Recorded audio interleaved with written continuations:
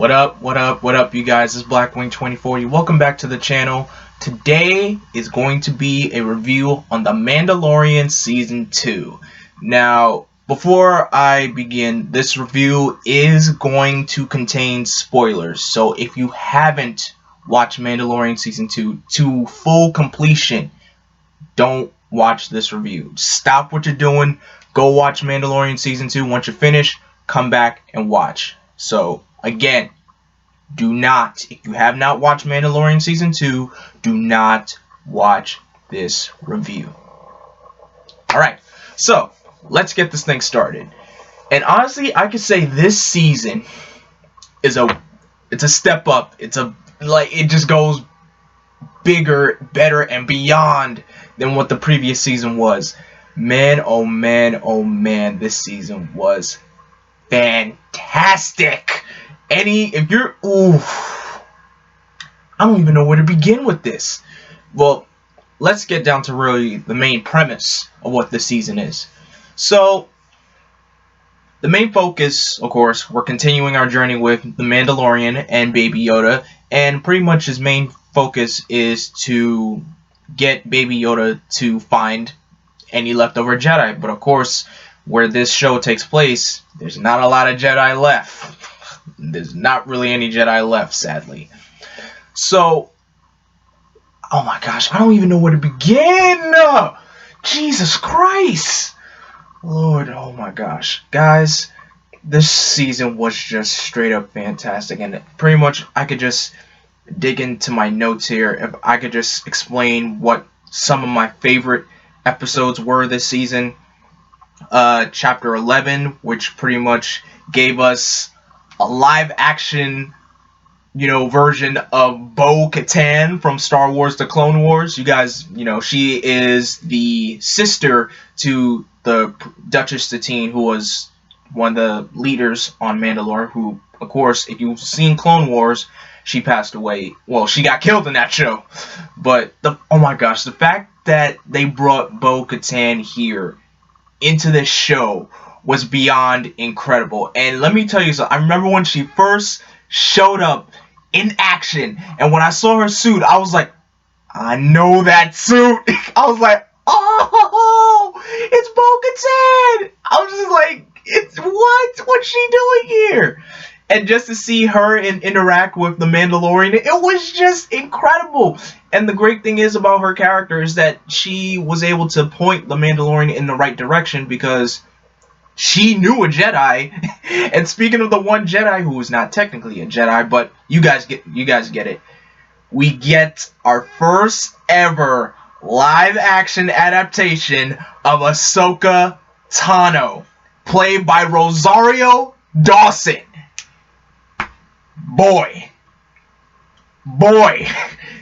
her episode, one of the best episodes in this season, hands down. Oh my gosh. Rosario Dawson gave a beautiful, amazing performance as one of the most lovable, incredibly well-known Star Wars character. She killed that performance, and I loved it. So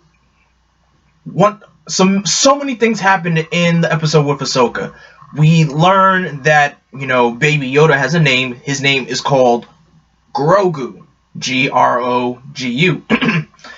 And, I mean, I'm not really fond of the name. I just consider, still calling it Baby Yoda. But, yeah, Grogu is the child's name. And also, we get, our first ever actual, female-on-female battle in Star Wars, because we never really, gotten that. We never really we did. I'm talking about live action. We never really gotten a live action female-on-female battle, but it delivers that so well. And of course, Dave Filoni, who directed the episode with Ahsoka Tano, he did a bang-up job, of course, with this episode. I can't deny that. So, some other things that happened within this season, Cara Dune, we learn about her character. She's actually from the planet Alderaan, because we all know Alderaan got destroyed in A New Hope. So now, with her being one of the only survivors of Alderaan, she's now promoted to Marshal for the New Republic, which is awesome, which is really awesome, seeing her step up the ladder in command. And some other special stuff happens in this season. We get the return of Boba Fett. Never in my life did I think I was ever going to see Boba Fett again, because me, as a, Star Wars casual, I just know that, Boba Fett is the guy that got, that fell in the Sarlacc pit, and I didn't think he was ever going to show up ever again. But the fact that he did return in this show, it was just like, all right, we're getting our dues here. We are getting our dues. And he's portrayed by, forgive me if I butcher his name, Temuera Morrison, who also portrayed Jango Fett in Attack of the Clones. So I love that he's playing this role. And the suit looks so clean.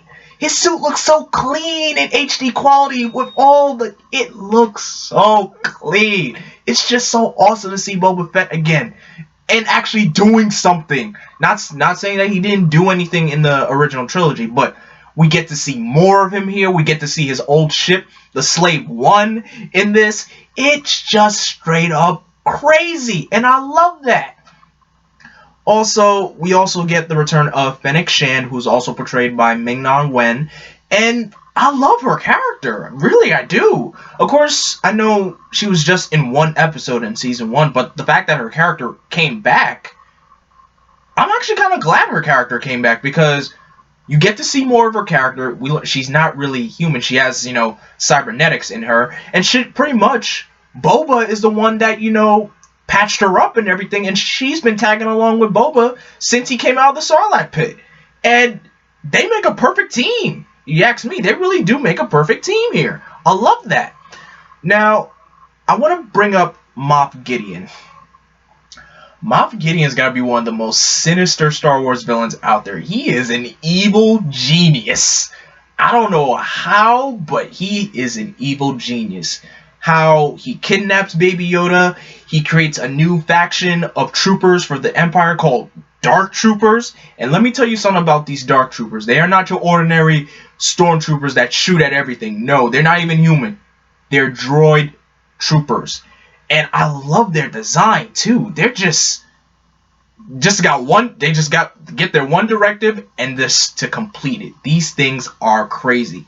Of course, in the final episode, seeing Mandalorian take on just one trooper, but a whole platoon of them, those things are just messy. Those things are brutal. But back to Moff Gideon, he's really just a bona fide genius. Just the plans that he have, how he stole the Darksaber from Bo-Katan. It's just, oh my gosh, the things that he does and the way how he gets under the Mandalorian skin. And speaking of how he gets under the Mandalorian skin, the duel that they have in the final episode, it's just awesome. It's just to see the Darksaber in action, in live action alone, it's just awesome to see. It's just really, really awesome to see. And I guess you could say with this season, it's kind of, I guess you could say it's the final, goodbye of Baby Yoda. Maybe we'll see him again, maybe not, because the reason why I say that is Ahsoka told the Mandalorian that he has to take him to a specific Jedi temple. Once he's there, he can make a connection, and a Jedi will notice him. And frankly, sure enough, a Jedi did find him. And who is that Jedi that you may ask? It turns out it's none other, well, I could say the only Jedi that was left, Luke Skywalker himself. I was so surprised to see Luke here again, because first of all, again, this takes place after Return of the Jedi. So the fact that I'm like, okay, I'm guessing, because a lot of people were saying Sebastian Stan could pull off being a young Luke Skywalker. He really can, because he kind of looks like a younger Mark Hamill. But what they did, of course, they did, CGI modified, prosthetics to make Luke look younger. So I'm not entirely mad at that. But yo, just the fact that we got to see Luke again, of course, he mopped the floor of those Dark Troopers. Oh my gosh, this season was everything. It's just straight up everything. And you get to see a stronger connection between the Mandalorian and Baby Yoda because it's shown right from, right before, when they met in the first season. He never let them out of his sight. And here in the second season, he has one objective, is just, to take Grogu where he belongs. And sure enough, in the final episode here, it shows. And when they have to say their goodbyes, oh my gosh, it's just so... It pulls on your heartstrings really hard. It really does pull on your heartstrings.